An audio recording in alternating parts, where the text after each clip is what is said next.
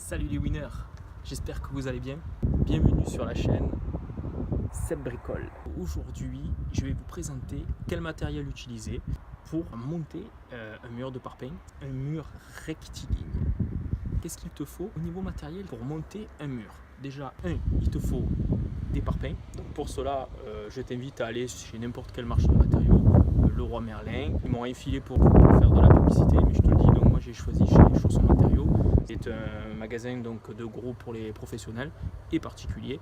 Et du coup, merci Chaussons donc, pour m'avoir fourni le matériel, du moins que j'ai acheté. Il te faut des parpaings, il te faut du ciment, des sacs de ciment. Donc moi en l'occurrence, pareil, ils m'ont infilé, c'est Lafarge, sac de ciment classique.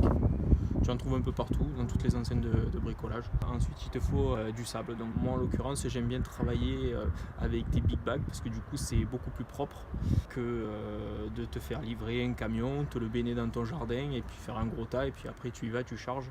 Ensuite, d'un point de vue notion au niveau dosage, moi, personnellement, je travaille avec des seaux. Voilà, au moins, je sais que toutes mes bétonnières seront dosées de la même façon. Ceux qui chargent avec la pelle, comme tu as l'impression de voir, excuse-moi, mais le dosage ok peut-être, déjà d'une tu pourris ta bétonnière, le sable et le ciment vont aller se loger dans l'engrenage de ta bétonnière et je te garantis que tu vas faire 2 ou 3 chantiers et après ta bétonnière tu peux l'acheter.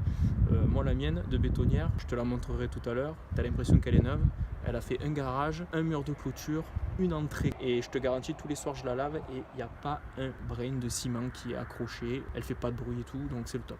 Voilà, donc ça c'était une petite parenthèse. Ensuite il te faut donc une truelle, tout ce qu'il y a de plus basique. Voilà, donc tu as différentes truelles. Donc moi j'ai choisi une truelle à boron. Donc c'est plus facile après pour remplir de mortier entre les parpaings dans les alvéoles. Ou tu peux avoir les deux. Une massette pour taper les parpaings pour pouvoir le régler. Donc là je te conseille une massette de 1,5 kg. C'est le top, c'est-à-dire que quand tu la lâches, pouf, pouf, ça se tasse tout seul.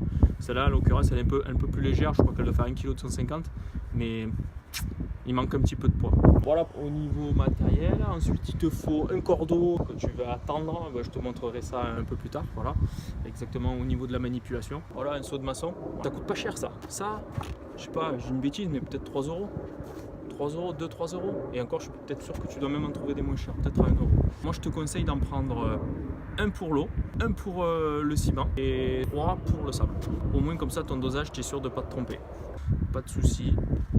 Tu prends ce que tu prends, j'ai pas la science infuse et surtout je n'ai pas la prétention de dire que ce que je fais c'est le mieux. Voilà, tu prends ce dont tu as besoin.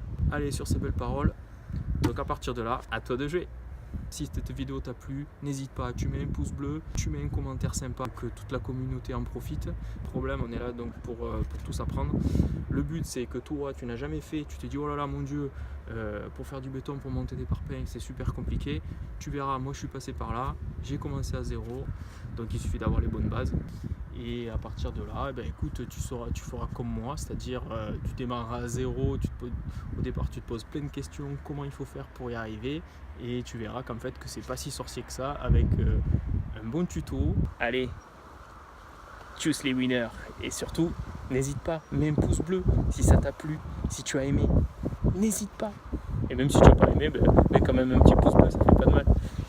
Et surtout tu peux laisser des commentaires, on est une communauté donc c'est comme ça qu'on avance.